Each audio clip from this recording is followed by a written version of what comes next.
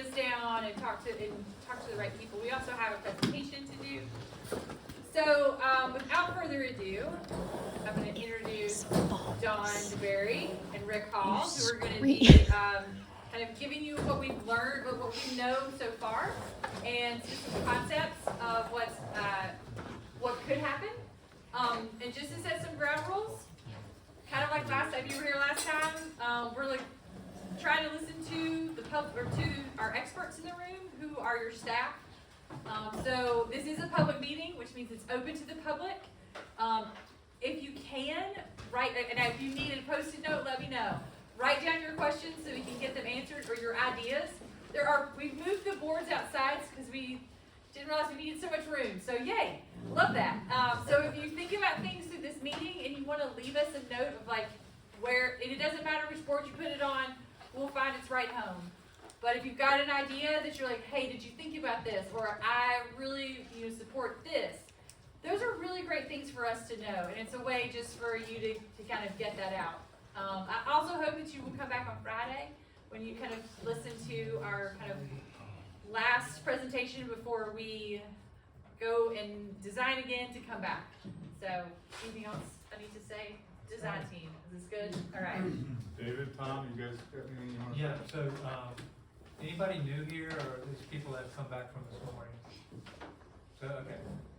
So, y'all getting used to kind of our routine here, right? So this is kind of a dual presentation, and the interesting part of it's like a lot of good data, and the other part of it is just kind of thinking the way I was talking this morning about, what is a walkable community? Basically the connectivity and that type of thing that we talked about too, and just kind of like design terms. So it's a really good. This is going to grad school here for everybody. You'll enjoy it. Fun. I mean, y'all sat through infrastructure. So this is going to be.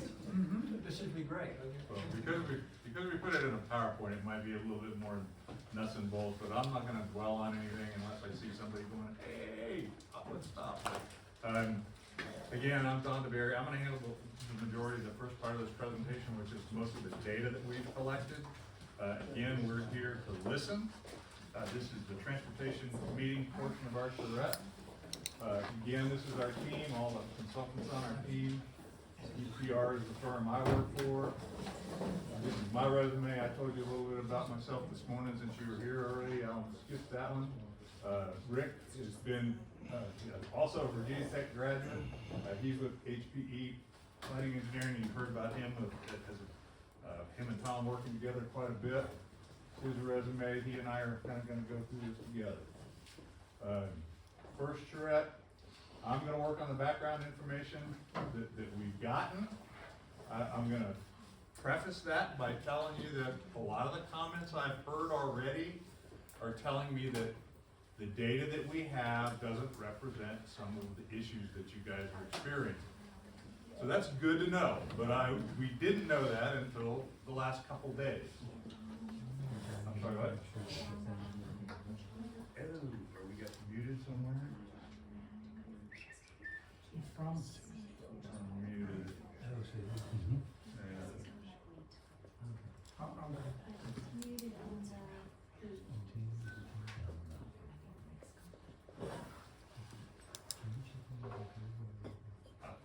see the mic.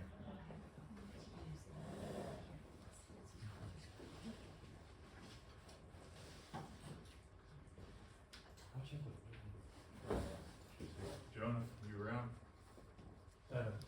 What y'all We're muted on Teams, not seeing a mic there. Okay, here we go. Here's a young person. Yeah.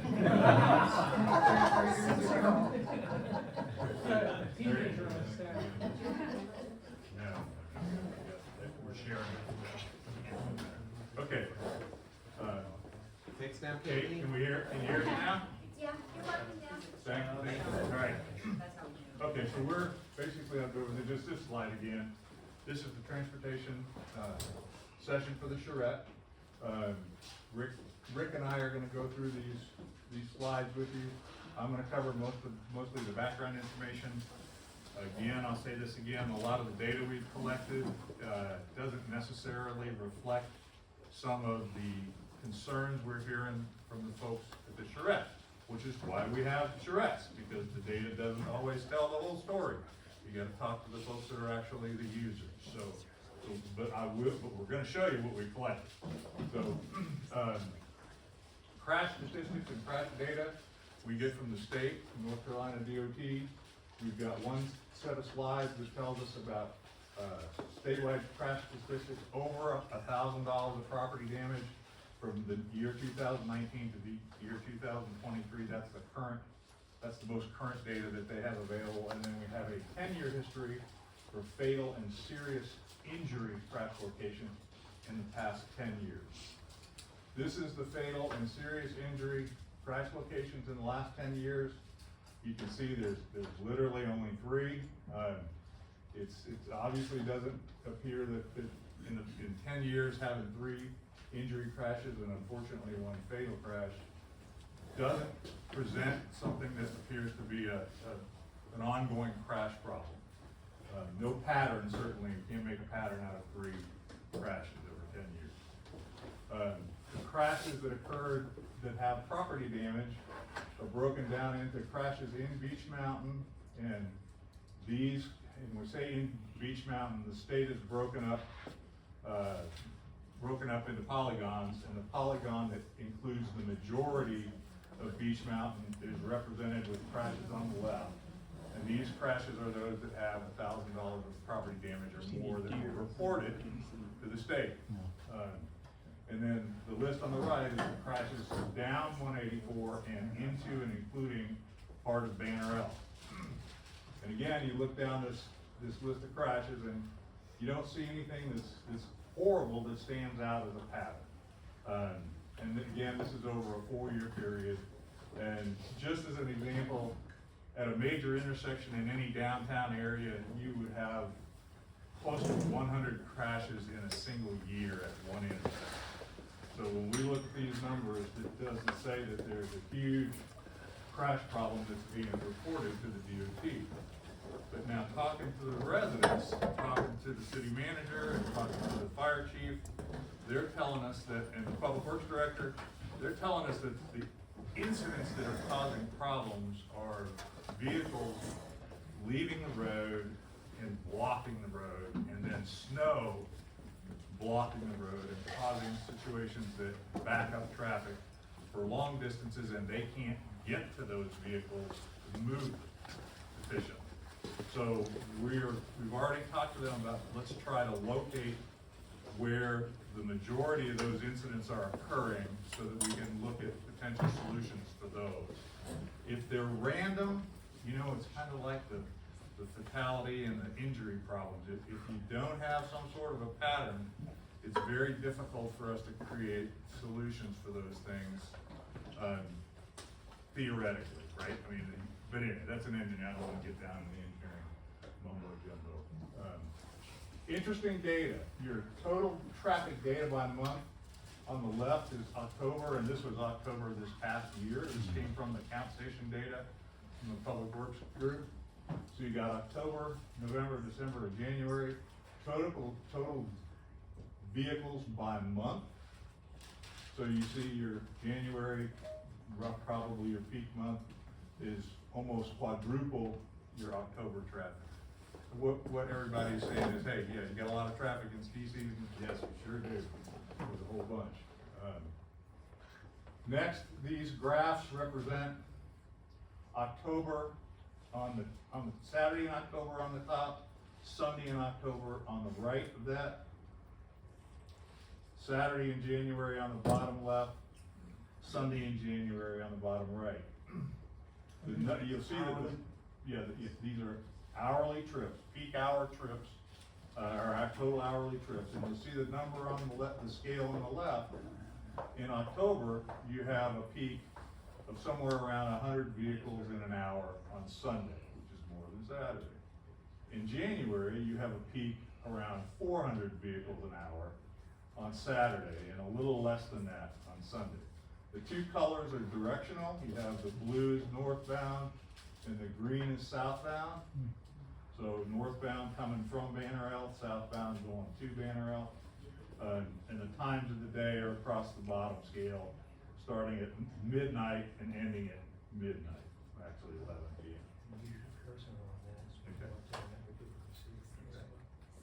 Okay, sorry. Those people online can see it that way. That was January of 2025? That's January 2025, correct. October there was a hurricane. The end of September. Yeah. And this is at White Cliff Lodge, September for those in 27th. the audience. Yeah. That's where the traffic. Yeah. Yeah. I'm sure hurricane definitely impacts the traffic volume, but significantly still higher in January. I think if you were to take a prior year and look at October when the leaf seekers come, you may get a different number. I was gonna ask, is your leaf season in October, or does it really get a little earlier in September up here? Yeah, it's late September to October. I think September. Colleen probably skewed that a Also- little bit this year, but. So we can certainly ask your staff, public works staff, if they can give us that data, and we can take a look at that and compare it to this past year to see if there's any significant difference. I'd be happy to do that. This is October versus January. These are traffic by direction in October, and what you'll see up here is that Sundays are the lowest traffic days of the month, the months in October. And then in January, Sundays are the peak traffic days. And if you look at the two differences in volumes, go back a slide, you're looking at 3,000 daily trips in October versus 8,000 daily trips in January at a peak, which is the number we talked about earlier. Somebody said 8,000 cars coming in, and that's correct. One thing, before I go on to that one thing that traffic engineering tells us is the capacity of a roadway is roughly 10,000 vehicles in each direction each day. So a 2-lane roadway will have a capacity of around 20,000 vehicles a day. So at 8,000 vehicles a day, we wouldn't typically be worried about capacity on the roadway. It's not something that you would widen a road for until vehicles get up closer to the 20,000 vehicle a day mark. And I've worked on plenty of roads in Virginia through the southeast, and the topography creates a lot of issues, but it doesn't really affect capacity. The theoretical capacity of the road is actually closer to 30,000 vehicles a day. That 20,000 vehicle number that we use is reduced by a number of factors anyway. So we're not looking at a capacity problem, but it sure sounds like we're looking at an incident problem. So, incident management and how we assist in managing those incidents is probably gonna be a key on the state road. Then we get a little bit into parking supply. We've talked about parking, and parking is certainly a big issue in town. This again, data came from the town. We're looking at somewhere between 1,200 and 1,350 parking spaces that exist currently that are available. With 8,000 vehicles coming in a day, yeah, it sounds like you might need a little bit of parking somewhere. So that's, again, part of what we're gonna be looking at is how we solve these problems and what we can recommend to you for needs, solutions to your needs. Mobility, one question we've looked at, and we're looking at transportation, and we think about roads and trails, and then, of course, coming with roads these days, most of us in the transportation industry think of a road as vehicles, pedestrians, bicyclists, and other. And other is kind of area specific. It might be golf carts, it might be equestrian, uses, it might be Amish carriages, it can be electric bicycles, it can be scooters. So what we would like to get input from everyone is, you know, what types of mobility modes do you feel like your town needs to deal with that they may not be dealing with currently? And how? I mean, do you believe that an on-road bike lane, and of course, I'm talking mostly about the state road, the main roads coming in. And Rick is gonna talk to you more about what goes on in new development for a new, you know, a new walkable community. But on the state road coming in, do you really want bike lanes? Is that something that you think somebody would use? That it would be worth taking up the space on that state road? You have 60 feet of right-of-way existing in that state road corridor right now. Only 24 of it roughly is allocated towards the road itself. We have quite a bit more room to add additional mobility elements. A lot of things people are adding is multi-use trails, a 12-foot trail on one side that would allow for pedestrian and you know, bicycle, electric scooters, or even an occasional golf cart. We have, of course, the potential of on-street parking on the state road in the commercial business area. Again, you know, it easily doesn't take up room available to provide that element. A landscape strip can be placed there. Again, you've taken up room, or you can have wider sidewalks in front of some of the businesses where you've seen other towns will allow the businesses to put tables and chairs out as part of a community use of their restaurants and things. Yes. Well, since you asked the question, I guess everybody is saying how long they've lived here. I've been here a year and 6 days, so as a permanent person, so I don't know all the factors that go into it, but I know for the spring, summer, and fall, my wife and I would like to do some form of exercise that allows us to maybe bike into town or bike around or walk. And I didn't know there was that much right of way, but how it fits in the overall plan, I don't know. Well, that's why we're here. We're I just here mentioned it because working that's- on developing the plan, and so what we're asking for your input is to, you know, what elements that we could include in that 60 feet, what do you think would be appropriate? You know, parts of the road, it may make a lot of sense to have some bike lanes. Other parts of the road where the topography is very challenging, probably doesn't make any sense at all to have on-road bike lanes. Maybe that multi-use path or a trail system parallel to the road would make a whole lot more sense. But again, we're just asking for your thoughts, input. Again, like the data that we, you know, the input we got on incidents this last couple of days kind of goes against the data that we've collected. So we need to understand that. And if there's other types of mobility that you want to consider. We heard a bunch of people mention gondolas. I just got finished with a study, albeit in a beach resort town, of installing a gondola, and part of the study that we did developed the cost per mile for installing a gondola for these locations. Get my cursor out of the way here online across the U.S. and other parts of the world. And you know, the most recent cost that we've looked at is $63 million a mile for gondolas. Double that. At some point, you know, is it worth it, right? Is the juice worth the squeeze? So you just got to take some things. Again, there are also a lot of complicating factors, and I can share this study with anybody that has any interest in it. But one of the things you find out in trying to build a gondola network is you have to own all the land underneath it, right? Because anytime you have a problem, you have to be able to get up to the car or lower the car down. It makes it a lot easier. Plus the fact you don't want a house under something that's going to fall on them, right? That's not a good scenario. So that tends to create some concerns with building gondola systems. When I saw the one, go back one slide. This one is in Koblenz, Germany. And I said, well, that sounds familiar. And so I realized I rode on this gondola last August. I took a Viking cruise with my dear wife. And this is one of the places we stopped. And so I have a live picture not live, but a picture from this gondola that went from our Viking cruise boat right down there on the river all the way up to the top of this castle. So if you have any questions about the one in Koblenz. And as a good segue, that ends my portion of the presentation, and Rick's gonna take on the top from here.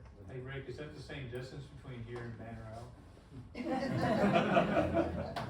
It'll get you a long way, I can tell you that. Can I ask you a question? Certainly. Okay, we have a college down at the base in Banner Oak, Lee McCrae. They have a tremendous biking reputation, but I mean, this is sports riding, you know, the cycling, basically. And during the spring, summer, and fall, going around those curves, I'm pretty slow because I don't know what biker is coming up at me or going past me. So we have a concern there for that. I don't know if it's important enough or not important enough, but But we we can't do. control coming up the mountain though. No, because it's a state road, so that's what he's saying. Other than this gentleman, the people from Lee's McCrae are the only people I've ever seen on a bicycle up here. No, that's- There's plenty of people who We have one recreate nice biking guy down here. the mountain. Yeah. Yeah. And there are plenty of trails where bicycles can get on. Well, I'm No, just they're at coming the out. ski resort, they have the. Mountain biking. Mountain biking, yeah. Yeah, but we live on St. Andrews and they're going by all the time. Really? Yeah. I'm very envious because they're going uphill with electric bike. And back in Carolina Caribbean days, there was a proposal for a gondola coming up from Banner Elk to Beech Mountain. Okay. And I don't know, but maybe somebody can correct me, it actually is a power line that goes down Beech Mountain to Banner Elk. As you're going around the curves and everything, you can see it. That was where I was told it was supposed to have been. Okay.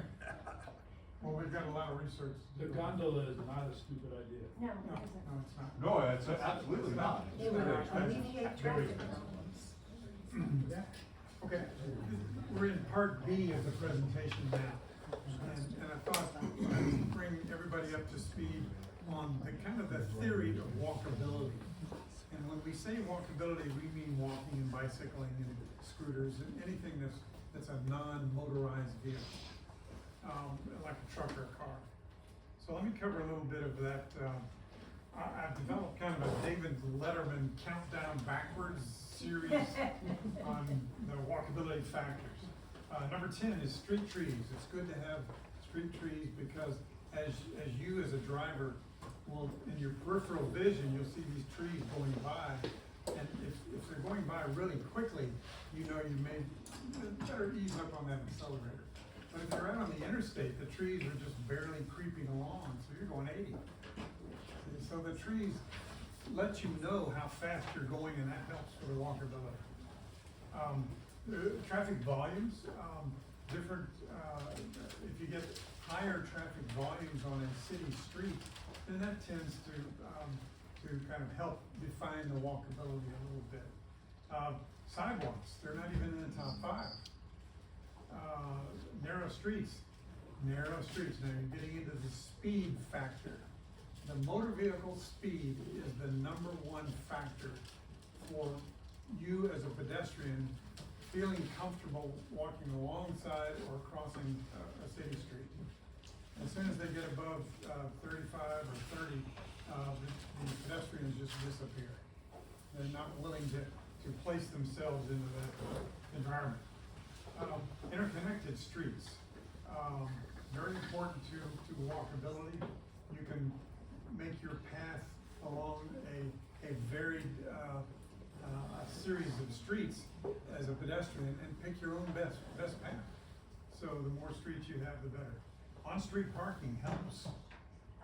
Some people say, well, that's a barrier for an errant vehicle to be stopped before it gets to the person on the sidewalk.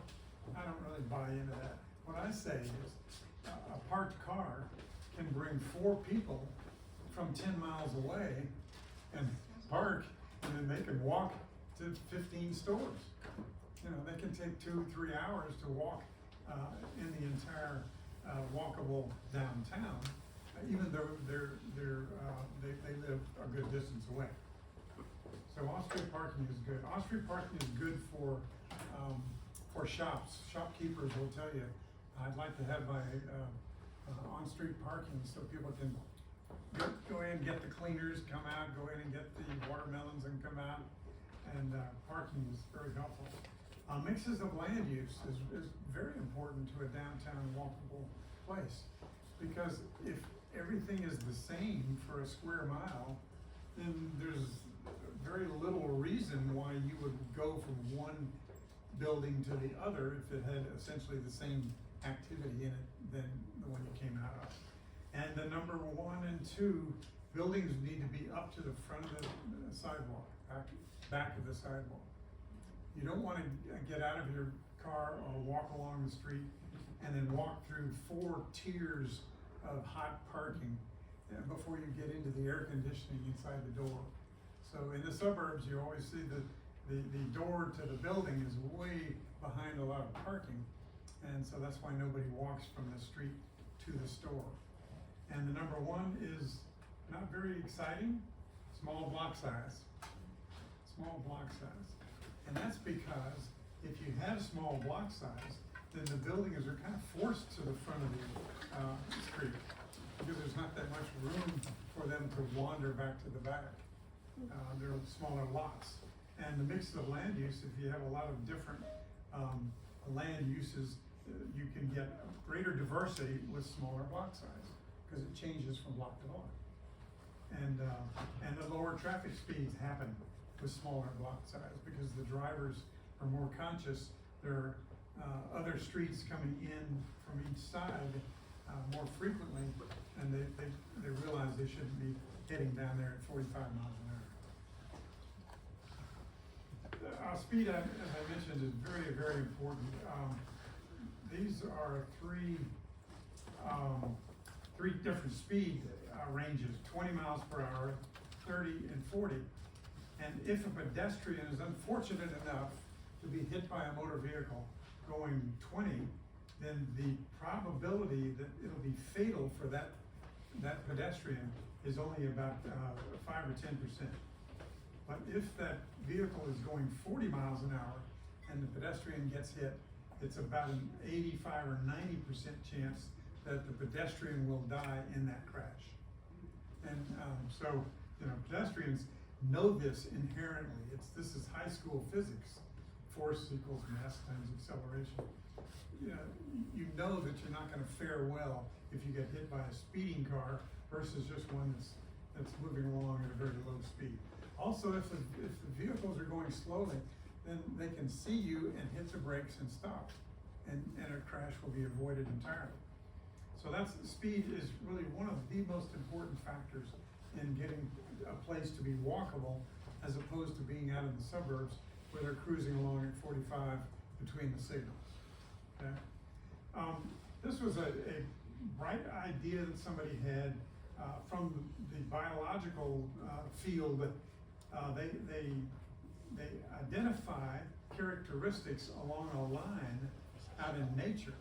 And for example, you'd be in the beach, in the surf, or in the dunes, or in the forested area behind, and each one of those has a label, so then the scientists can come in and analyze what the creatures are doing in each one of those different environments. So context-based evaluation for science. Well, we did the same thing for the built environment that we know as a town or a village or a suburb. And there are,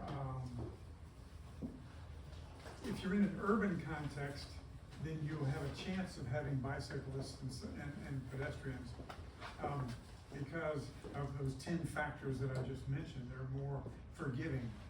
And walking and bicycling, we call them the forgotten modes. We call them the vulnerable modes, because you're much more likely, just as I showed you on the speed chart.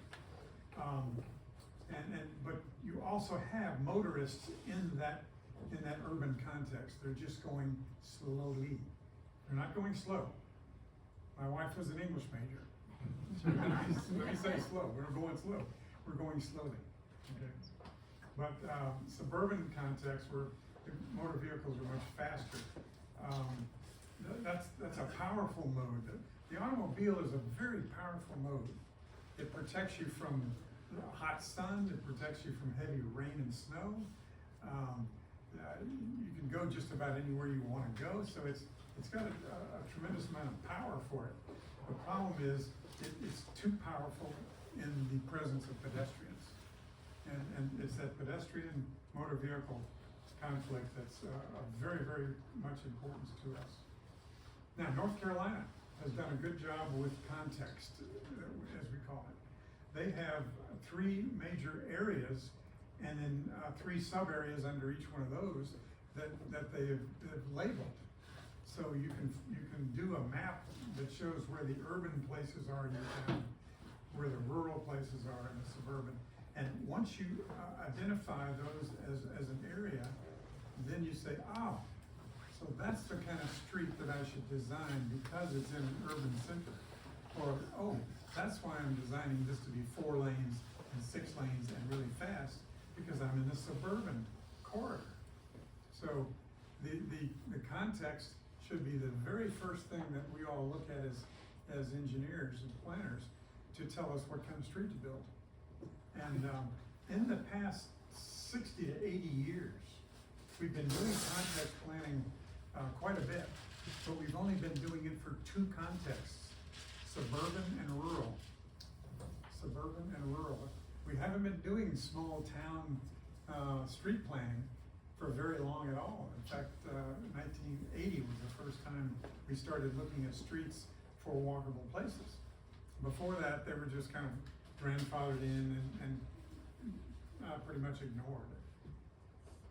So all the engineers understood, both of us in our earlier careers, we just did a rural street or a suburban street. That's all we knew how to do. That was the hymnal you pulled off the shelf to see how you should put the street together.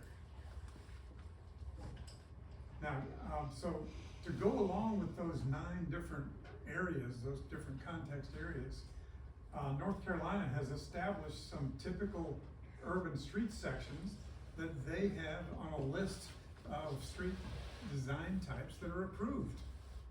So if you have a suburban residential context as shown up in here, then they will let you do this kind of street without much discussion. You know, they'll fine tune it a little bit, and then they will let you go ahead on their state highway or their state roadway, and you can build this if you're in that context.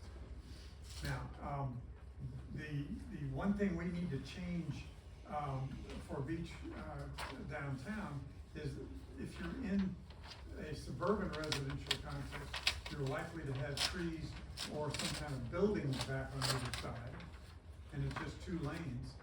There's another one they have, section 2G, and that's if you're in an urban context, urban center context, then you can have 2 lanes that are 11 foot wide each, and then you can have bike lanes and you can have parking on both sides. Now that's that is a wider right-of-way than we have. We only have 60 feet, so we can't fit bike lanes and parking on both sides into our 2-lane street. Even though this one is approved, and you could go pretty easily along the approval with NCDOT with this. Also, one thing that's important to note, look at the trees and the slopes. The guys in NCDOT are much more used to doing suburban and rural stuff, as I mentioned a minute ago. So they don't draw these typical sections with buildings to the back of the sidewalk, because they have very little experience with that. So it wasn't in their books and their manuals to pull up a cross section that had, close street. That's one of the differences that we would bring to them. We would identify an urban center context for the downtown that you're thinking about, and we would have drawn in the buildings very close in.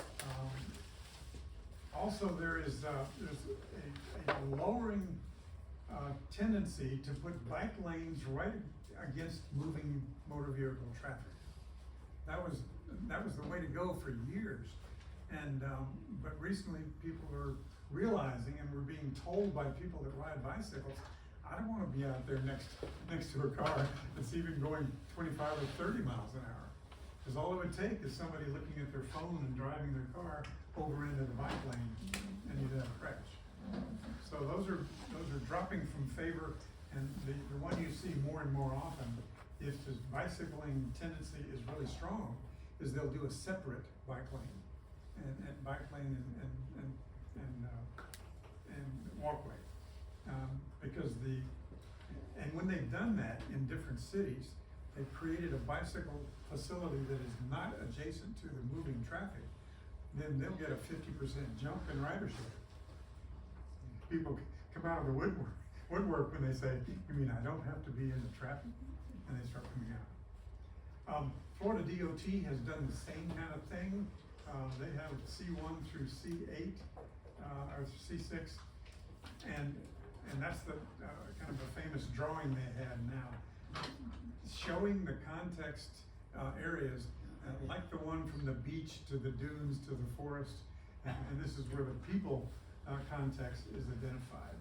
And so we're all saying now that get the context identified first, design the streets based on these areas and the classifications for those areas.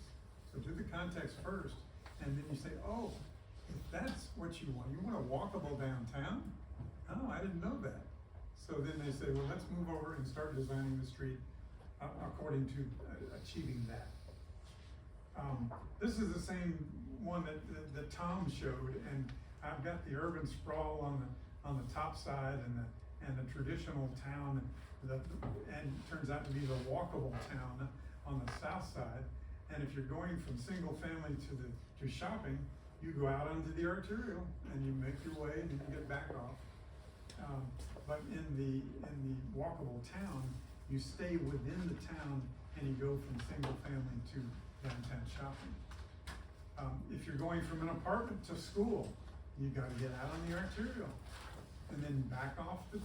That's why you have a unique driveway entrance for every land use type that's along the suburban arterial. But you don't need that so much for the traditional. And then even from an apartment building over to a church or a school. Then, so that's where all the congestion is occurring. And that's what you experience when you have, when you don't have a walkable community. And you have a chance at having this walkable community up at the top of the hill, around where the city hall is, and some of the restaurants and other people that we hear thinking about a restaurant, we're thinking about a hotel, and we say, wonderful, tell us about it. Because the more, remember one of the mix of uses was number 3 in walkability? And the more mixed they come up with ideas of what to put in the buildings in that small town center, the more walkable it's going to be.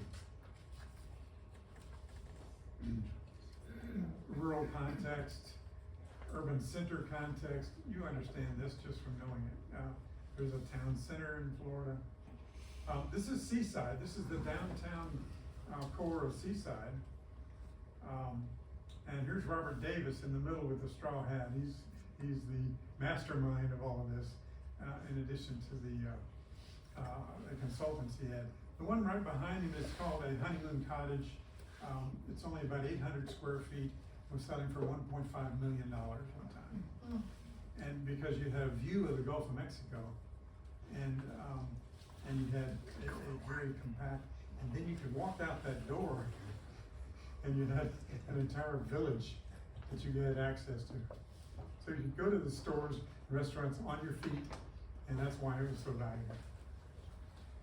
And this was drawn by Tom, brilliantly done. This is the way it turned out, and that's your town center and urban general character that you have, that Robert Davis was a down father of.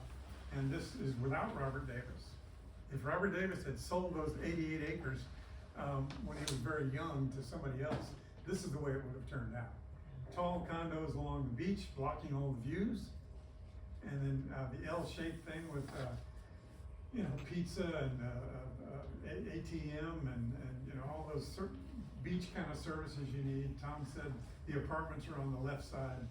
And the apartments are arranged very deliberately, so you cannot look out your apartment window and see anybody else. That was their main deal, the privacy for the randomly set up apartments, no structure. And then the 3 levels of price point for, and so a child that's on the back side of one of these yellow lots, no parent would allow their child to walk along these kind of streets and then go all the way to the beach on their own as a 12-year-old. But here you would, and they do it routinely. Now, context and functional classification. We've used functional classification for years as engineers to define what kind of street it is, but we rarely had anything beyond suburban and rural to talk about what kind of context there was. And now we're doing a complete context and function relationship to better understand how to design. Arterial, collector, and local streets, they're far apart from each other. And there's a rural example. And then when you get into the suburbs, the streets get a little closer to each other, even though they're arterials and collectors and locals. But by the time you get down to compact urban in the town center, they become very close to each other. And that's where you get the number of intersections per square mile that you need to have walkability. There's a rule of thumb that's pretty much right. If you have fewer than 100 intersections per square mile, you cannot have walkability.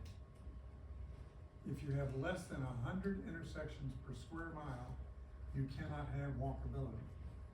Think of a checkerboard, if it's all perfectly uniform, and your edge had 10 different streets coming in, 10 by 10 being 100 intersections.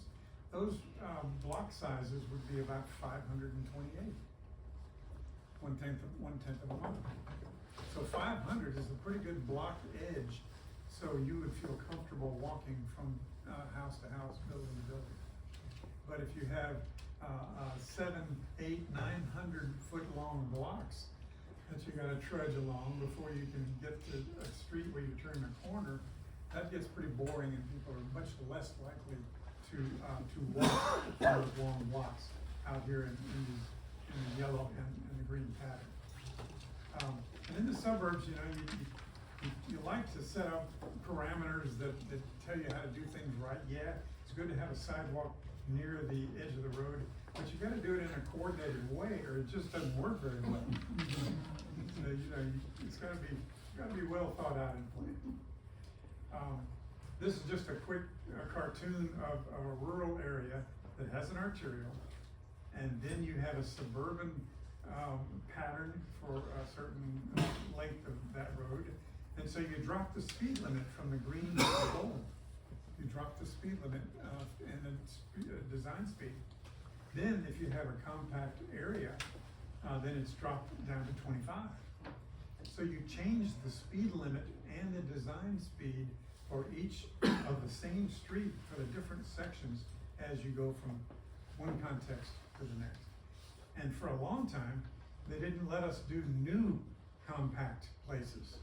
If you want to say, you know, I want to go out there on US 27 and do a new town center out there in what is now just cotton fields. And the general answer to you was, no, we're not going to do our state highway that way. We're not going to let it become chopped up like that.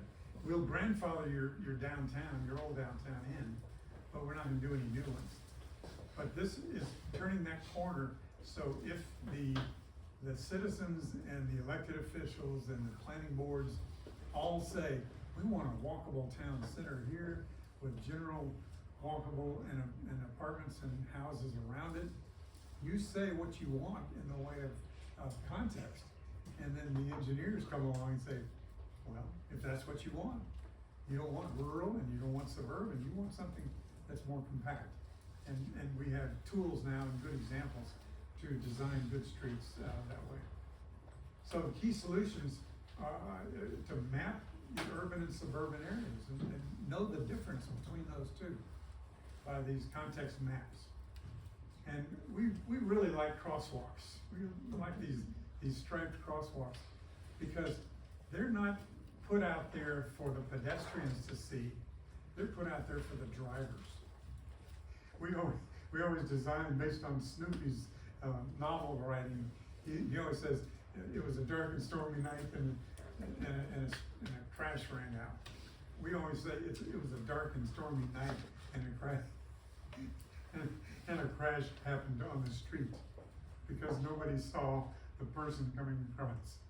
So we like this kind of crosswalk because it's very visible and the driver can see it better.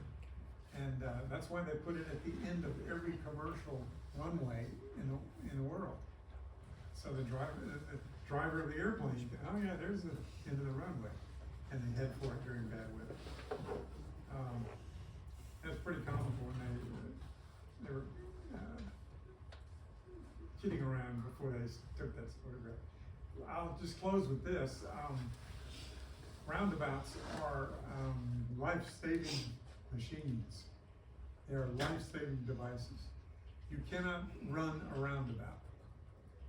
If you're looking down at your phone or you've nodded off to sleep, you just run into the middle of the roundabout. But you don't run into another driver going full speed the cross street and to T-bone that person and cause a fatality. So roundabouts are really lifesavers, and they also generally slow down traffic that's coming along in an urban setting where you have too many, or you have too long a stretch of street without any interruption at all. I would put in a roundabout before I'd put in a four-way stop in a lot of cases, because these are much more deliberate. And you can do urban roundabouts and small roundabouts. Many of them are, many different sizes are there for you. But everybody's turning right, so it makes it all pretty simple. There's some places along these mountain parkways that get kind of congested, like you say, during the peak season and snow season. Well, if you get a queue that's a long queue coming down the mountain this way, you've been in it for an hour, you can just whip around that roundabout and head back the other way. It's an easier way for you to manage the queues and the backups. And if you have somebody that wants to go into the resort over here, the ski resort, then they don't have to wait here for a left turn opportunity with traffic going this way. You can just come along here and go in there, and then this person takes their time and goes that way. So it just loosens up it makes the traffic operations much more fluid, and especially in peak times. So, any questions? Rick, can I just throw in one comment? Sure. During lunch, I was talking to some of the leaders, and I said, it's really good for y'all to go on field trips and visit places, like case studies or examples, because there's nothing better than going out and touching, feeling, and looking. And I think within 2 hours you can get to Cheshire, Black Mountain, the village of Cheshire. And I just Highway 9 goes through right at the entrance, right along Cheshire. The town center is on both sides, even though one side of it isn't built right now. But it was a high-speed rural highway, and we wanted to turn it into a main street. And this was in 1998 is when I think we planned Cheshire. Cheshire, the developer, I've been involved with a lot of pioneering projects like Rick has, where we go and we break the rules that exist for something better. And he was very, very committed to doing the right thing. So he went to the Department of Transportation. We designed a conversion of the highway to a main street, with on-street parking, and actually there's an island kind of in the middle that you can, when you're crossing, and, you know, the kind of, the crosswalk lines and This is so your forth. situation. Yeah, this kind of situation, because he had 3 streets connecting in a short distance. You know, and 2 of them went into the village green, and then one was like another street that went, you know, into the neighborhood.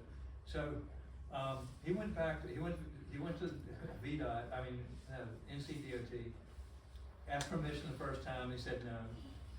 So he waited, a while, and it wasn't essential to have the main street built that way. Phase 1 was the green and most of the neighborhood, so we were patient. They said no, but instead of just caving in, so we're gonna leave it, he went back again, like 2 years later, they said no. He went back again, like 3 years after that, they said no. And so, and in the meantime, we were making headway, you know, we were doing other projects, and they were like, oh, that's an interesting idea. And so on the 4th time, they said yes. You know, he stuck with it. It took him 12 years to get it, you know, because it was the very first one that the state of North Carolina had ever done, I think, you know, forever. And now it's, you take, well, how long is it gonna take?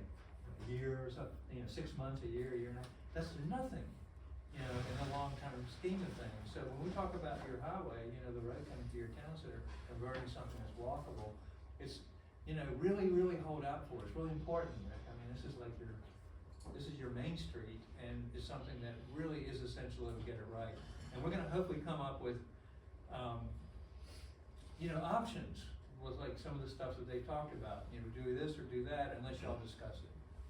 Okay. Does that make sense? It's up to you as citizens and elected officials to designate where you want a town center, if that's what you want. And if you want it walkable, then it's even more important that you be very, very specific about what you want, because then the streets can be designed to make it come to fruition. I'm really positive about the attitude we've seen in the city officials and staff, about wanting to get going here in your town. It's exciting.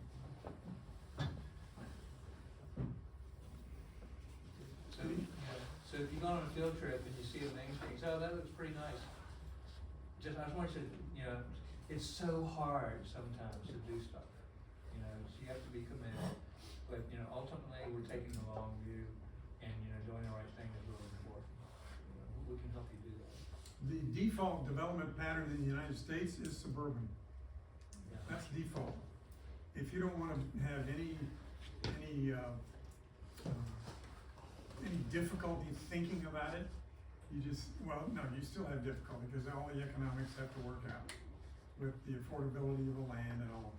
But it's so much simpler to do a suburban project, because everybody's ready to let you do that with zoning and DOT parameters. But once you wanna slow the cars down, what? Or you want to introduce pedestrians and bicycles, what? That's when it begins to take a lot more care.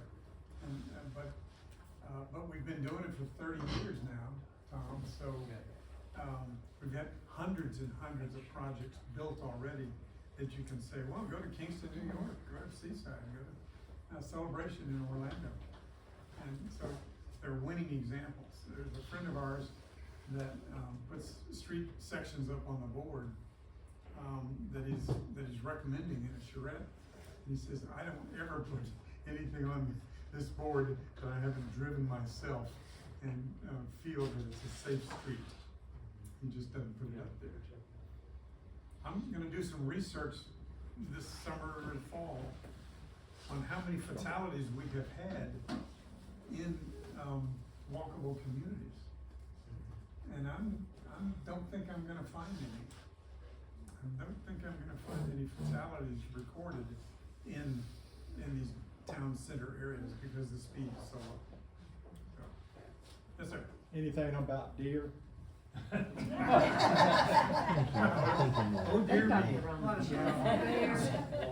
I might get killed, but I don't.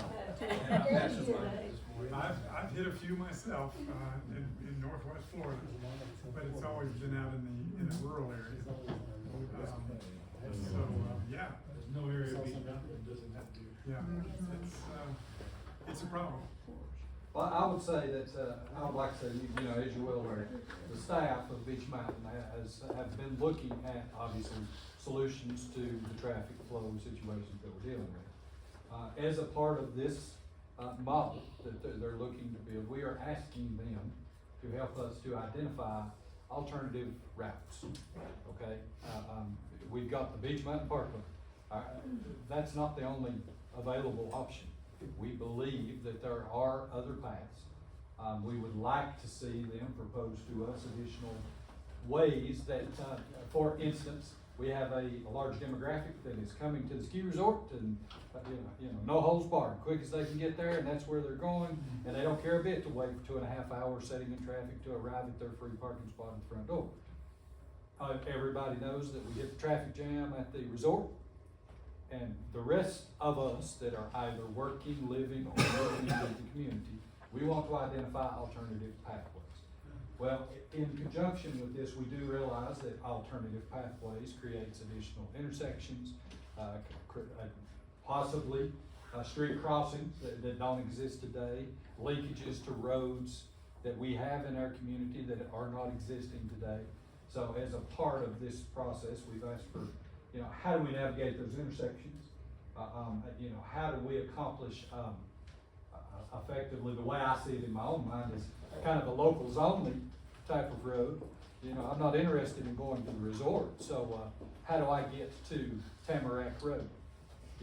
How do I get to somewhere else so that the resort folks can get where they need to be and the rest of us can go a different way?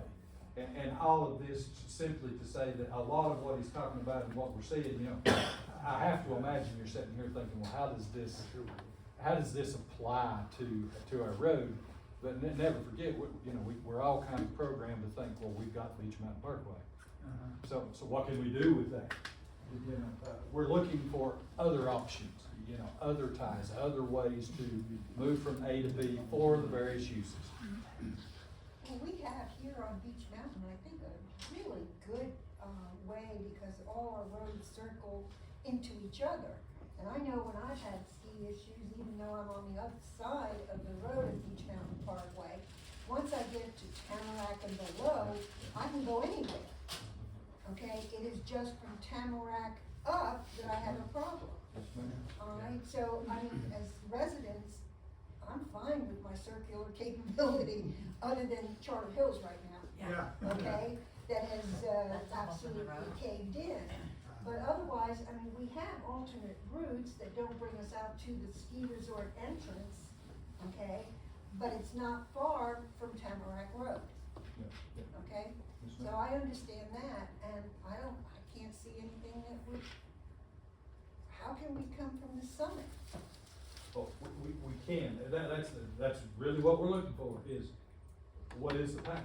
What is your thought? Walt, did you No, have a I thought? had a question on the other side is, are there, and I don't know the answer, I'm asking, coming up from Banner Elk, are there issues that way, or is it really just once you get down, kind of across the summit and on the other side? To various degrees, it's both directions. It seems to me, and this is just to me, the police and the fire department would have different perspectives, but the way I see it is, we have as many weather closures on the front side as we do congestion problems on this back side.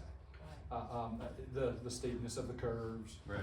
Whatever it happens to be, and as he's speaking to, are there other options for, everybody gets behind that two-wheel drive, Lincoln Continental, that's trying to get here in the snowstorm, are there available options to let that car get out of the roadway so the traffic can flow? Gotcha.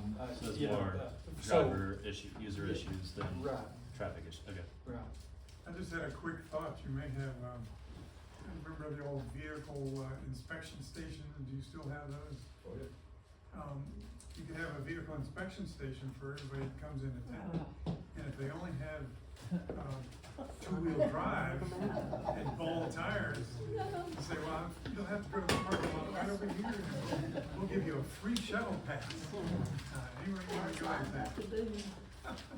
So, in essence, my point is simply this, as town staff, we're asking this group to evaluate not only what we have, but what could be.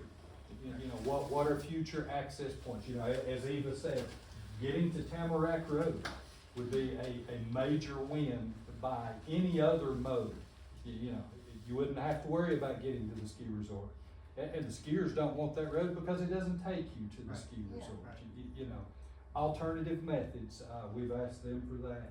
And inherently more ties brings, you know, safety concerns, better ways in today's knowledge of accomplishing those intersections, those tasks, as well as changes on the Beech Mountain Park.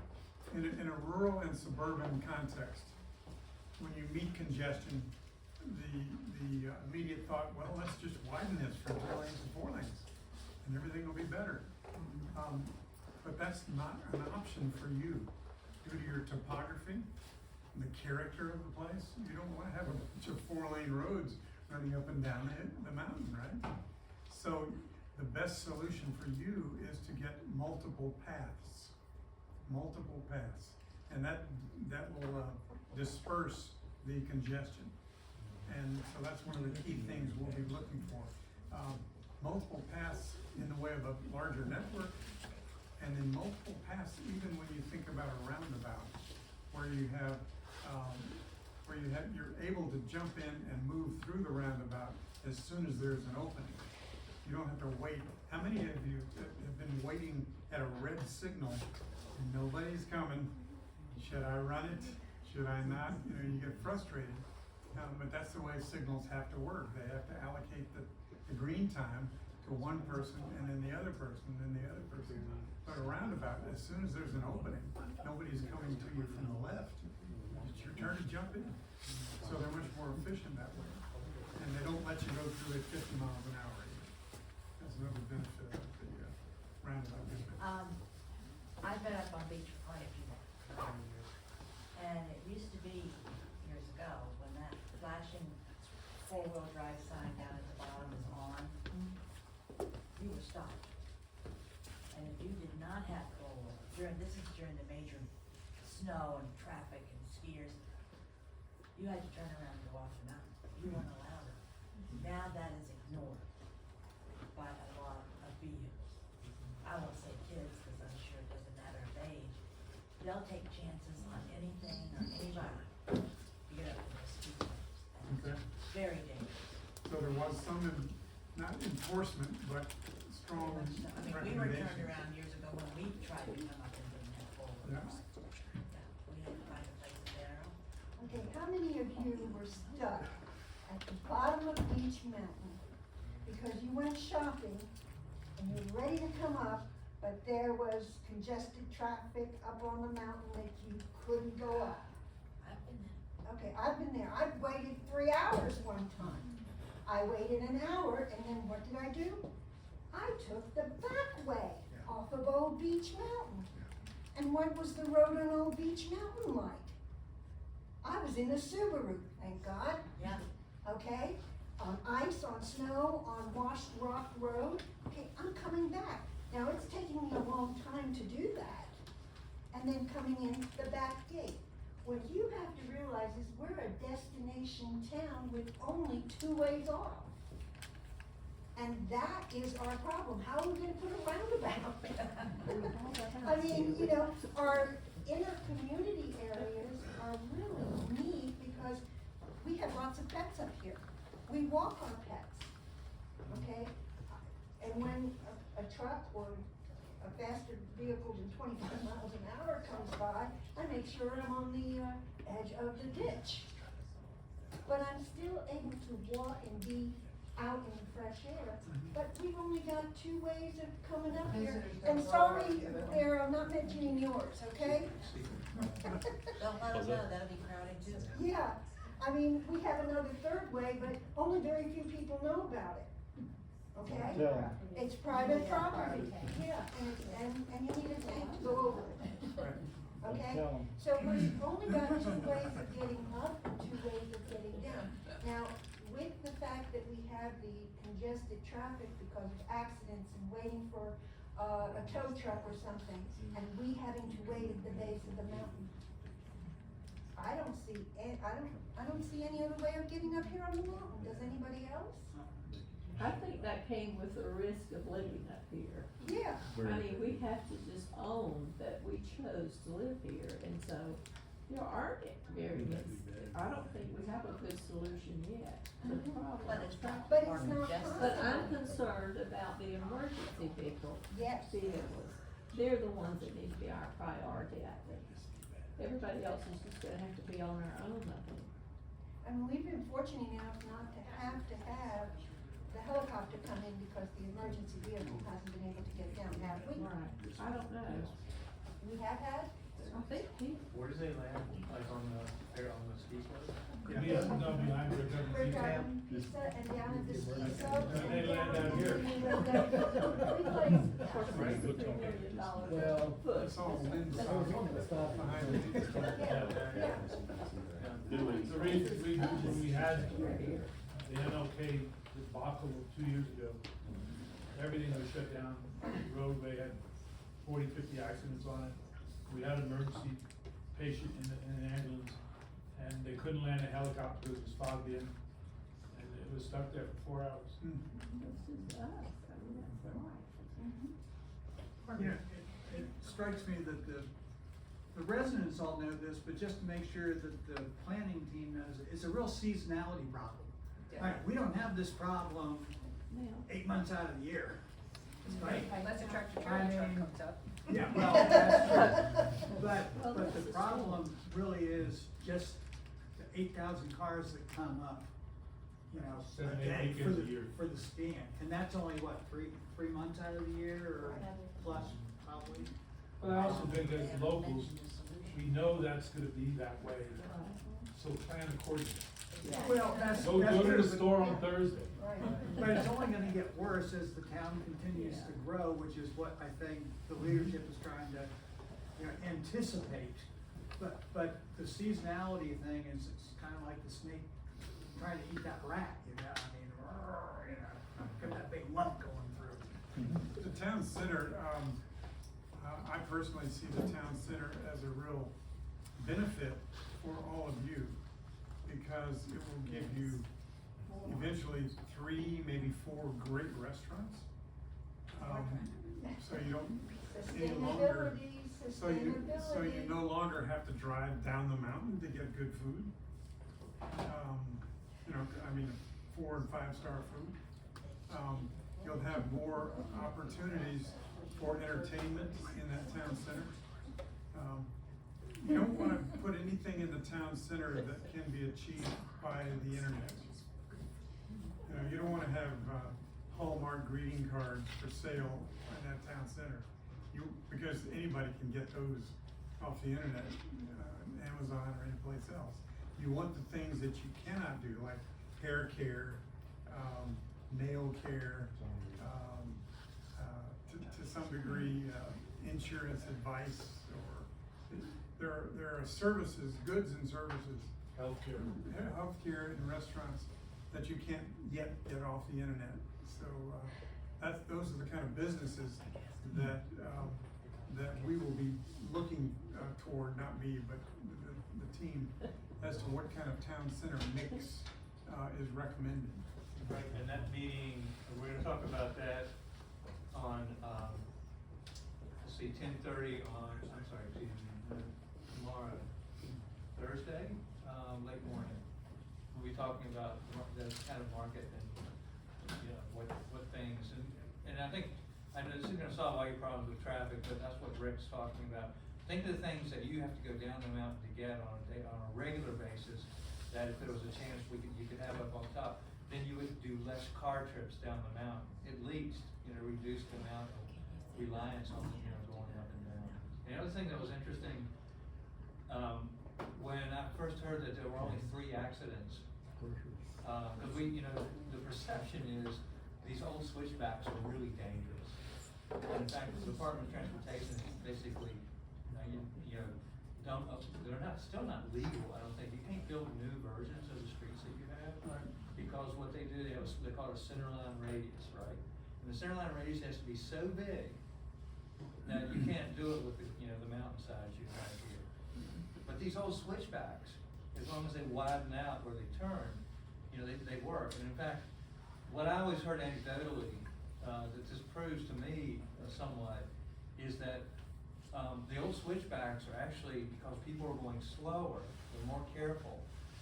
The fact that there haven't been any really, you know, the statistics say haven't been any accidents is because in some cases, traditional street patterns and layouts like that cause people to be more alert, and they drive more carefully, they drive slower, and actually that helps with the safety, right? You're talking about design speed, as opposed to something that allows you to go 45, 55 miles an hour around the blind curve. That's when bad things can happen. Yeah. So I think it's really interesting, and in fact, you know, that's part of your charm, right? How many places have? I mean, I don't know. I was like, I remember driving up here like last time I came up. I said, wow, I haven't gone up these switchbacks like this in a really long time. This is cool.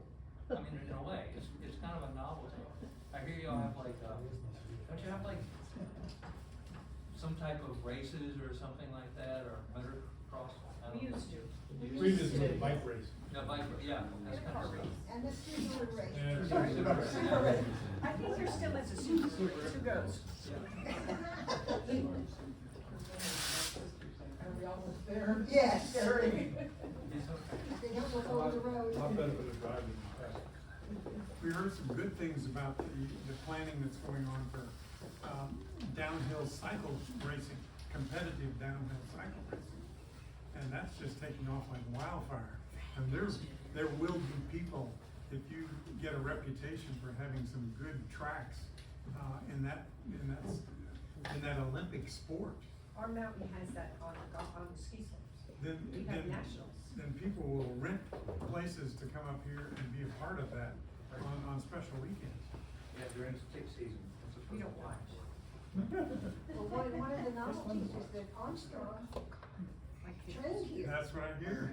So I mean, but that's because of the Gray College too, and the cycling program that they have.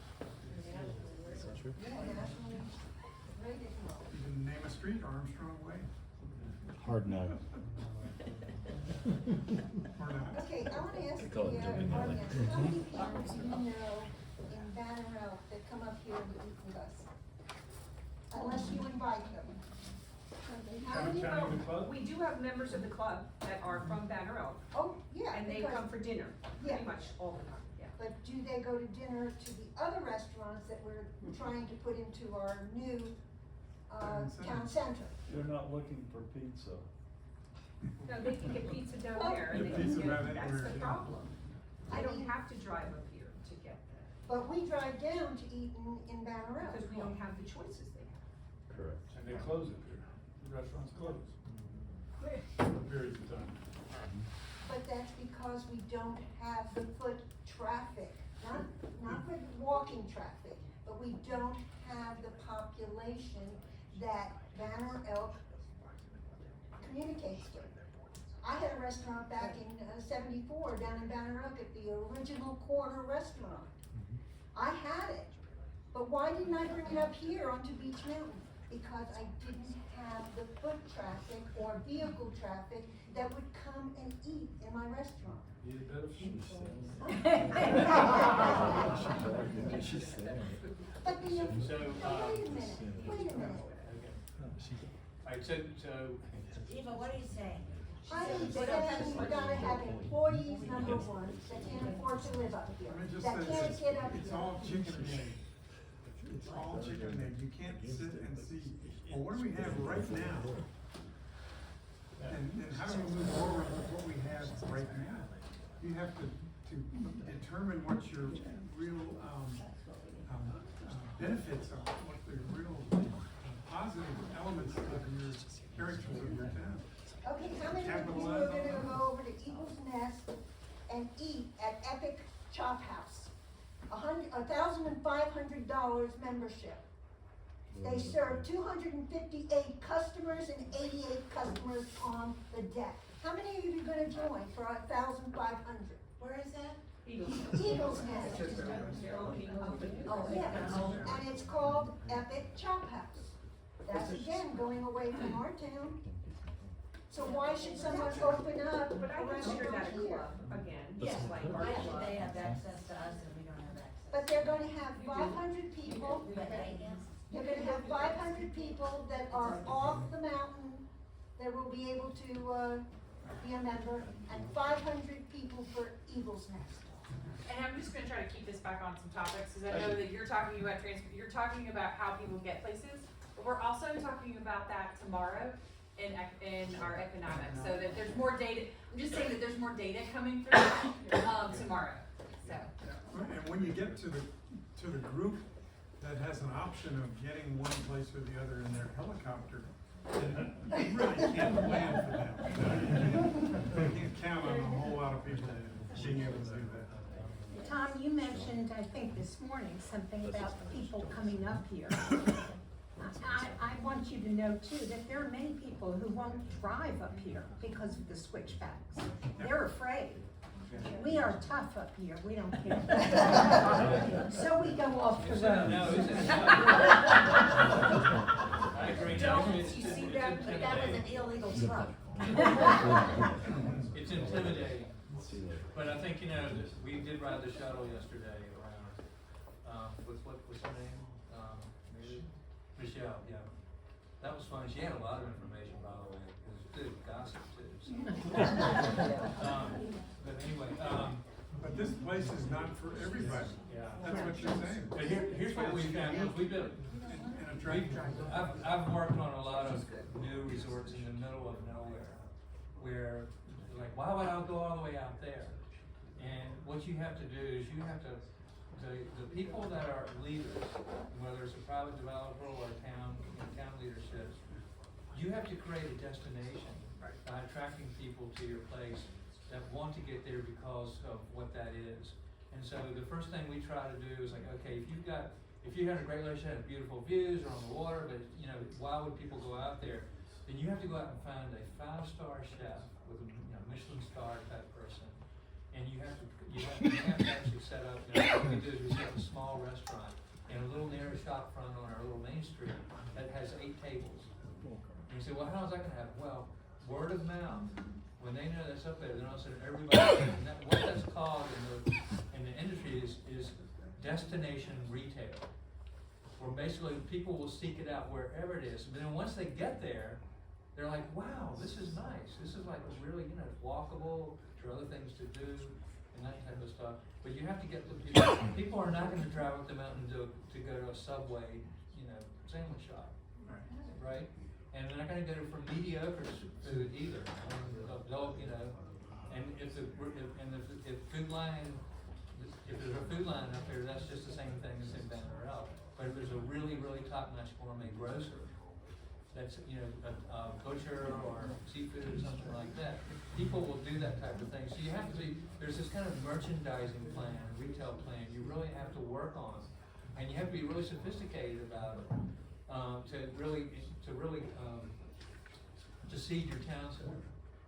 It can't be mediocre, it has to be a first-class experience. And you can't compromise on the design of your town center. You need to get those 10 principles that I was talking about and make sure all of those are there in the middle of your street design and your building design. And the buildings can't be too large or the blocks get longer and longer. So, how many people would walk out of City Hall today and go to a restaurant or any other kind of business along that stretch of roadway? Well, but They do. almost nobody. Almost nobody, I would bet. No. They do the drive. Well, the pizza place is right across from town. Well, And Fred's is There are only just 3 in options. proximity. But it's a to make your point, I work at town hall, so I can say this, the people that are at town hall that go out do drive. We're not walking. John and Eric are walking, Don's in here right now. John walks. I'm athletic and I drive, cause it's just, there's no. You don't know what the weather's gonna be when you You come do back look, out. yeah, if it's a real nice day, maybe I will. But weather the point changes is, so we need to go, get stuff across the river to pizza place. It's a nasty walk because it wasn't designed to be a really good walk. And when it's designed to be a really good one, then it's a breeze. Okay, we got a couple more minutes and then we're gonna wrap up. Yeah, we have to go, we actually have a meeting starting. Yep. Okay, the next meeting is, Recreation. Parks and Recreation, you'll probably see. Give it a really